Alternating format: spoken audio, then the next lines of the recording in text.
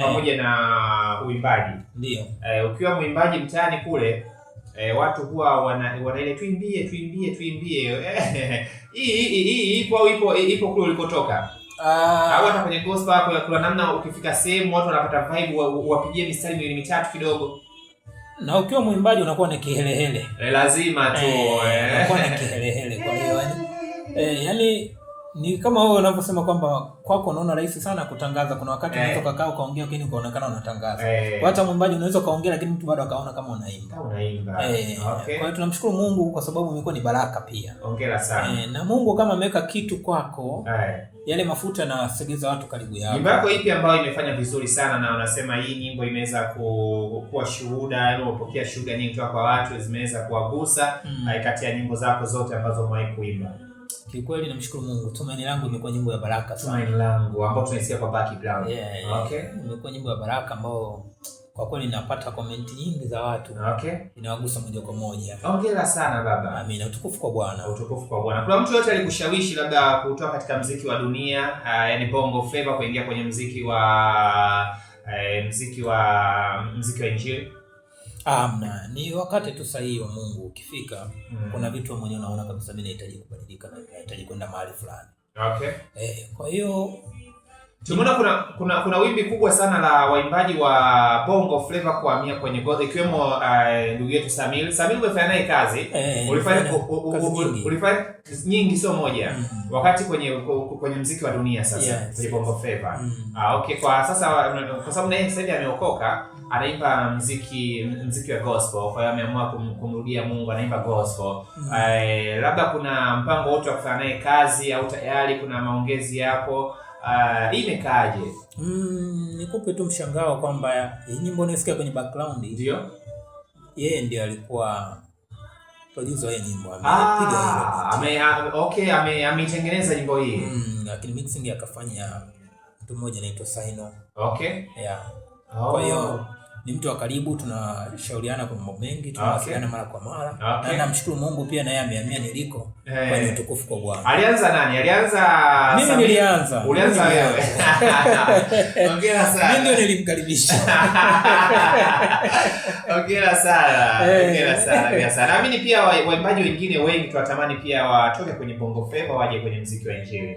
Yes, ni kumomba Mungu tu. Na Mungu hakika atawabadilisha kwa sababu Mungu anajua wote walio wake. Kuna wale ambao wako bado kwenye bongo flavor lakini wanakuwa wanaimba labda wanafanya cover ya muziki wa Injili au wanafanya nyimbo ambazo kwa mfano Nandi. Nandi ametoa nyimbo yake inaitwa Asante, moja ya nyimbo ambayo inafanya vizuri, ni maudhui yake ni ya Injili na nyimbo hiyo imeandikwa na Obi Alpha. Hii unalizungumziaje kwa wale ambao wanakuwa wanatamani kufanya? Unamwona mtu anatamani kuingia kwenye gospel lakini anakuwa hajachukua maamuzi ya moja kwa moja kuzama kwenda moja kwa moja. Ndio pale narudi kusema kwamba wakati sahihi ndio kila kitu. Kwa sababu wakati Mungu ni Mungu. Kwa hiyo wanapotokea namna hiyo kwamba wapo watu wanaimba nyimbo zao kwa waliko lakini bado wanamkumbuka Mungu. Ni namna ambavyo Mungu anaendelea kuwagusa. Taratibu tuendelee kumshukuru kwa sababu anakuja. Muziki wa Kenya unauzungumziaje? Hasa kwenye kuchanganya muziki wa dunia na muziki wa Injili. Umewafuatilia Kenya? Ndio. Na baadhi ya rafiki zangu mmoja wapo alikuja juzi na nadhani kuna nyimbo alikuja tukanafanya hapa. Okay. Anaitwa Kenya wanaanza kumuita Mwalimu Vila. Mwalimu Vila. Anafanya gospel au naye anachanganya? Anafanya gospel lakini kuna wakati naona anaimba nyimbo zingine. Kwa hiyo kidogo utamaduni pia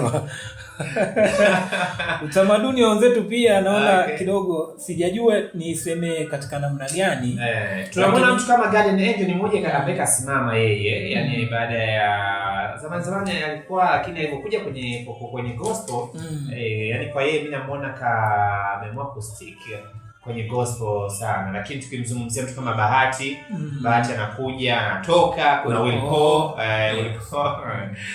kumtetea ni kazi sana. Okay. Muziki wa Kenya unaonaje waimbaji wa gospel wa Kenya? Wako ambao wanafanya gospel moja kwa moja lakini wako ambao wanachanganya, yani kwao sio shida yao kufanya muziki wa dunia na muziki wa gospel. Hii imekaaje? Wenzetu muziki kwao imekuwa tu kama ni flavor ya kawaida. Ninaweza kwa mimi ninaongelea hivyo kwa sababu unaona. Mmoja tukisema gospel ni wewe umeamua kumwimbia Mungu na umeamua kumtumikia Mungu. Kwa hiyo na lakini unaweza kupata pia idea ya kuimba gospel, watu wakasema labda ni gospel, lakini kwa mfano kuna nyimbo ambayo ameimba Mario, inaitwaje? Inaitwa Asante. Inaitwa Asante. Kuna nyimbo ambayo inaitwa Kusa, ameimba Kusa, inaitwa Ni Mungu Tu. Ni moja ya nyimbo ukizisikiliza wasema oh my god, hawa watu wanafaa kuwa huko. Wanafanya vitu wanasema wow. Lakini tuseme tu kwamba ni kitu kizuri kwa sababu hatuwezi kuweka mipaka kwa watu pale anaposikia kumshukuru. Mwimbaji wa gospel ambaye alikuwa anafanya gospel kuanzia mwanzo hadi wakaja kusikia ametoa nyimbo ambayo ina maudhui labda ya kidunia, kwako wewe unapata picha gani? Wengi kuna wengi ambao wamefanya collab, kwa mfano mama yetu tukimzungumzia Konde. Hata Konde Harmonize. Yes, alifanya na Jenny Miso. Umoyo pale. Wewe kwako unaichukuliaje hii? Tatizo ni mitazamo ya watu tunapishana. Ndio tunataka kwako. Yaani sasa tunataka mmoja tu kwako. Mtazamo wangu mimi, mtu anapokwenda kufanya kitu na mtu mwingine kama yeye anafanya katika namna ya kumwakilisha Mungu. Ni moja ya sababu ya kumvuta yule mtu aje kwa Mungu. Na hili naweza nikasema mimi wakati bado sija nisema kabla Samili hajaanza kuimba. Mimi nilikuwa nikishare naye studio. Kwamba mimi namwimbia Mungu sasa. Na nyimbo yangu anasikia. Ile ni moja ya sababu hata yeye kumvuta kuja huku. Kwa hiyo ni utukufu wa Mungu. Hatutaki kuwatenga ama kuwazungumzia vibaya kwa sababu Mungu anamgusa mtu kwa namna yake. Mwimbaji gani ambao wa Bongo Flava wanatamani siku moja aingie kwenye gospel? Ni wengi. Sijui hata nikwambie kwa namna gani. Natamani tu waimbaji wengi tumtambue Mungu na tumwimbie Mungu. Kwa kumention hata moja, mimi ukiniuliza naweza kumwambia Diamond Platnumz natamani siku moja aimbe gospel. Tumsikie kwenye gospel. Yes. Sasa mimi sihitaji tu yeye aimbe, nahitaji amtumikie Mungu. Anapoimba amaanishi. Kwa hiyo kwa binafsi Mungu nipe hekima kumchagua mtu. Tumfanye Mario akiingia kwenye gospel atatisha sana. Watu wale wanasikia ndani yao. Wanasikia sauti ya Mungu ndani yao, lakini kuna namna tu bado hawajafanya maamuzi. Mtu kama Mario, namuona mtu kama Rayvanny, hao wote wamemwimbia Mungu. Kuna namna Mungu aendelee kuwagusa na kuwatengeneza. Iko siku tutasikia kwenye gospel amekuja. Amina. Mimi nikupe hongera sana kwa kufanya chaguzi sahihi kutoka kwenye Bongo Flava kuja kwenye gospel. Na mpaka sasa haba nyimbo za gospel nazo ngapi?